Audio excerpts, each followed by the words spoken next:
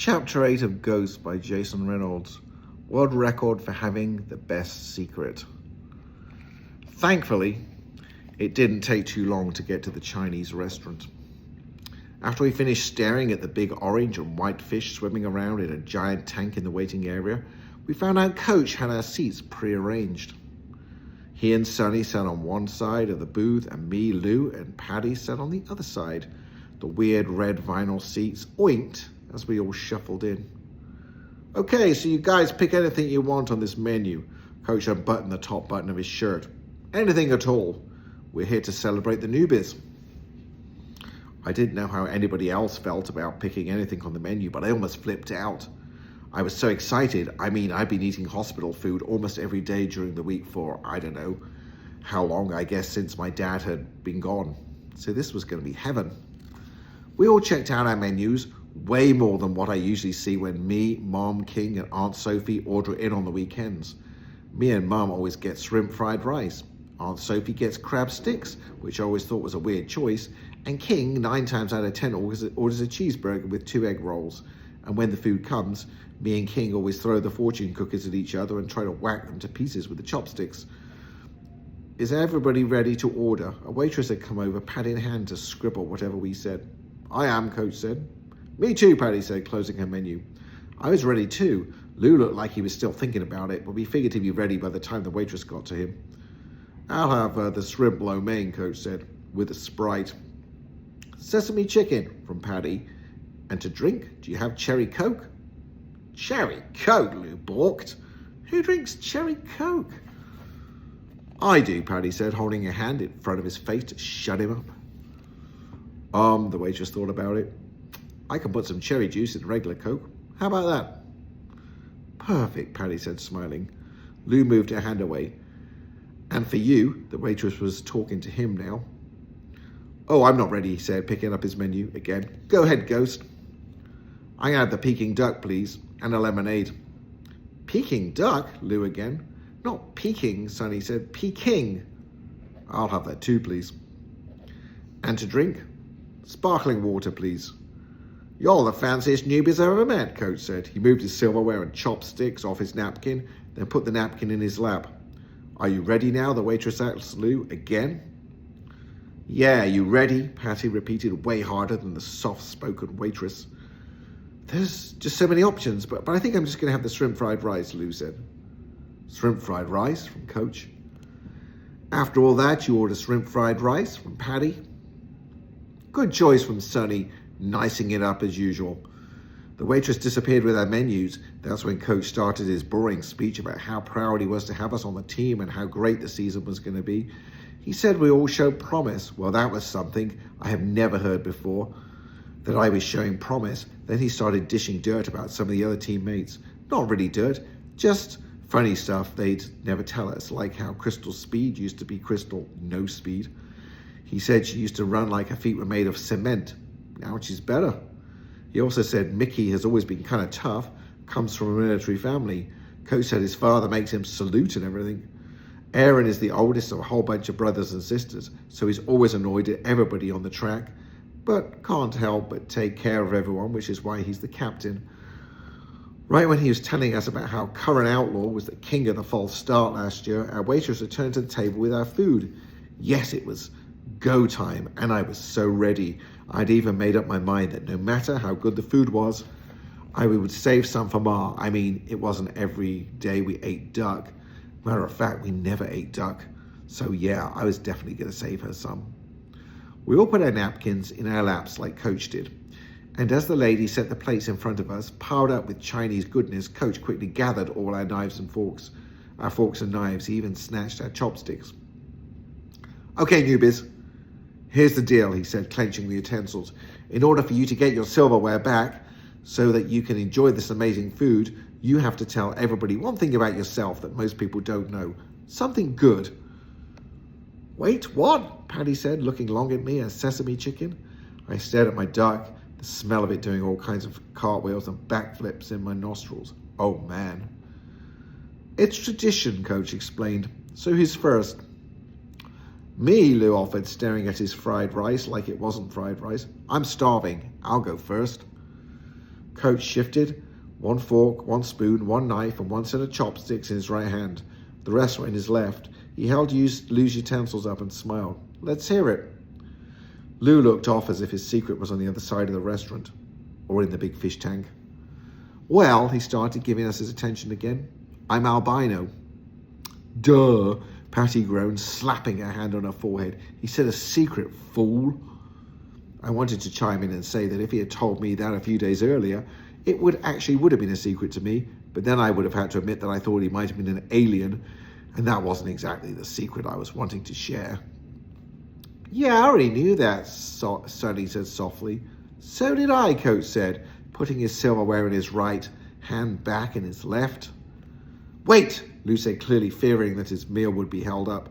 That fried rice must have been calling his name. Okay, for real this time. He took a deep breath. I've always wanted a brother, but my mum can't have no more kids. And the reason why I wish I had one is because then I could have seen what I would have looked like if I wasn't albino. Me, Patty, Sonny, and even Coach went dead quiet. Nobody said nothing like, whoa. Plus, I could relate to wanting a brother too. It would be nice to have somebody to hang with during the week. I had King on the weekends, but on the weekdays it was just me and Ma. So, mainly just me because she's Ma, and Ma ain't no bro. Plus, I probably would have had less altercations because my brother could have taught me out of some of them. He probably would have taught me out of cutting my shoes up and stealing the silver bullets from the sports store too. So I was totally with Lou on this one. Coach handed Lou his utensils and even slid the soy sauce over. Don't wait for us, son, Coach told him. Dig in. You've earned it. Lou went for it. As he shoveled rice into his trap, Sonny spoke up. So, I don't have a mom, Sonny said. I mean, I do, but she's gone. She passed away giving birth to me. Patty's eyes instantly began to shine. I could feel mine wetting up too, but I didn't want to cry, not at our special newbie dinner. But I felt for Sonny. My mother isn't always the happiest lady on earth, but that's just because times have been tough. But I'd rather have tough times with her than no times at all. Sonny ain't never even met his mum, never even had her cooking, and all mums can cook when they're not too tired. That's so sad, Patty said, reaching across the table for Sonny's hand. I'm so sorry. Nah, it's okay. It's the reason I run. Well, I didn't really have a choice. My father made me. See, he did everything right, got good grades, went to college, became a big-time businessman, and found the perfect wife. They had the big house and the nice cars, but my mother wasn't into any of that stuff. At least this is what my father says. He says that even though he gave her everything, she wanted to accomplish her own goals, and the biggest one was she wanted to win a marathon. That's it? She wanted to run a marathon? Lou asked with a full mouth. No, she ran a lot of them. She wanted to win one, Sonny clarified. And she was planning to rev up her training after the pregnancy, but she died. So my father made me run. He felt like I owed it to her. I hated it at first, but I didn't have a choice. But now, because I've been running for so long, I don't even think about it anymore. I kind of feel like I can somehow connect to her this way. So your daddy used to run you, I asked? Pretty much. But was it to punish you? I darted my eyes from Sonny to Coach, who sat listening closely. Sonny's face started to pale, I guess. But ain't that child a ghost? Patty cut me off, still holding Sonny's hand. Sorry, I didn't mean it like that, I backed off. I was just saying, there's someone else at this table who might be guilty of doing the same thing. Running kids for punishment. I gave Coach a dramatic glare when everybody laughed, lightening the mood. Hey, Patty focused back on Sonny. She let go of his hand and readjusted herself in the booth. I totally understand. I mean, I get it. Not the punishment part, but the part about your mum. My secret is sort of like that too. Sliding Sonny's utensils over to him, Coach nodded but didn't say nothing. He just listened and doled out the eating tools. He put another set in his right hand. Those were going to be Patty's. Really? Sonny said encouragingly. Yeah, I'm adopted. As you already know, Patty continued. But I'm not like most adopted kids. Most don't know their folks. But I know my mum.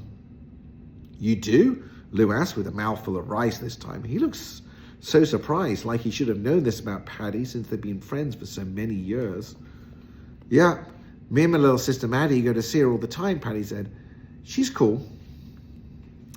So why'd she give you up? Lou said stupidly. Lou, Coach snapped. Lou stopped chewing. Coach pointed at me and Lou. Why was he pointing at me? And said, thing 1 and thing 2, what you all do before I pick you up, study the world's most inappropriate questions. No, it's okay, Coach, Patty said. It's actually a good question. She rested her hands on the table. She actually gave us up because she doesn't have legs. They had to get cut off because she got the sugar. Patty paused to make sure we knew what she meant by the sugar. I guess our faces made it clear that we didn't, because she continued, diabetes. But who takes care of her, I asked. She takes care of herself mainly, but she couldn't take care of us, you know, Patty explained, now fingering the corners of her eyes. So you run for her, Sonny said, not understanding how Patty could somehow relate to his story. Yeah, Patty swallowed. I run for her. Coach handed Patty her silverware. That leaves you, Ghost, he said. And let me tell you, I wasn't sure what my secret was gonna be, but I definitely knew I had to think of it quick because my duck was getting cold, and cold duck didn't sound too good. At first I was gonna tell them about the shoes, that I stole them, but then I figured Coach would not be okay with that. And even though we said we were telling secrets that we were all gonna keep, I had learned a long time ago that adults play by different rules. So that was out. But I only had one other real secret, and I didn't know if it was okay to tell, especially over Chinese food. But I couldn't make up a good lie, despite the good job I've been doing lying over the past few days. I just didn't want them to look at me different or give anybody anything to pick on me about. I mean, I technically was still getting to know them, but I didn't know them yet. I didn't know anybody besides my family. I never even told Ray and Dre stuff like this. Matter of fact, I hadn't even mentioned to them that I was on a track team, just because I didn't want to have to go through the whole, you on a track team. But then I looked around the table. Everybody had told such personal stories about their families, so maybe my family story wouldn't be so bad after all. Plus, my duck, it was getting cold. So, my dad's in jail for trying to shoot me, and my mother, I blurted. And before anyone could say anything, I held out my hand out for your utensils. Lou dropped his fork. Patty dropped a knife. Sonny stopped drinking. Coach's mouth hung open as he pressed everything into my hand. And it felt good, different. Like even though they were all stunned by what I said, I felt like they could see me, like we were running the same rate at the same speed, but I was also feeling pretty hungry. Thanks, I said, taking my fork and stabbing the duck with it. I twisted meat off the bone and stuffed it in my mouth like nothing was wrong. Like I hadn't just dropped the atomic bomb of secrets. But I didn't really want to make a big deal of it. I just wanted to say it and eat. So what about you, Coach? I asked through my chewing of the best food I ever had. Ever. Duck. Who knew Charlotte Lee could collect all the rubber ducks she wanted? I was going to set the record for eating the most real ones. I mean, it's basically like the world's greatest chicken or something. Everybody else had started back, digging in their plates, even though now things were definitely a little awkward, just a little. What about me? Coach replied at last. Well, what's your secret? I asked, pointing the fork at him. No. This is all about y'all, not me. Come on, Coach, said Patty. Don't be like that. Yeah, I thought coaches were supposed to set an example, said Lou. Watch it, Coach snipped, but jokingly. No offense, Coach, Sonny said, but Lou's right. And Lou's never right, Patty teased, reaching over and snatching Coach's chopsticks and fork. Coach shook his head. I can't believe this, you dirty little rats. But I like the fact that you're all ganging up on me. It means that my plan is working. He put his hands together like an evil villain. You're bonding. Yeah, Patty scoffed. Just get to the secret or kiss your noodles goodbye. Coach sniggered. Okay, he started. Well, it's true, Lou. I did run in the Olympics, and I won a gold medal. Coach looked pointedly at each of us one by one. Okay, so there, he said, snatching his fork and chopsticks back from Patty. And the conversation for the rest of the night was pretty much all about the Olympics. Coach didn't really say too much more about it. It was mainly just us talking about what it must have been like and all that. But I was glad we were off my secret. It was like I had never even said anything about what happened with my dad, even though I did. And it seemed like everybody at the table cared and didn't care at the same time. And that made me feel for the first time like I was one of them. They even asked if I needed to borrow some practice gear, which I thought was nice, but I told them I was cool. that my mother was going to get me some, even though I hadn't even asked her for none yet. Plus, I kind of wanted my first jersey and shorts to be the ones I ran my first race in, which I hadn't really even thought about until just then. But I appreciated them offering to look out for me. Not many people do that. I could add them to the list of my mother, Mr. Charles, and, well, Coach. And it felt good to feel like one of the teammates. Like I was there, really, really there, as me, but without as much scream inside.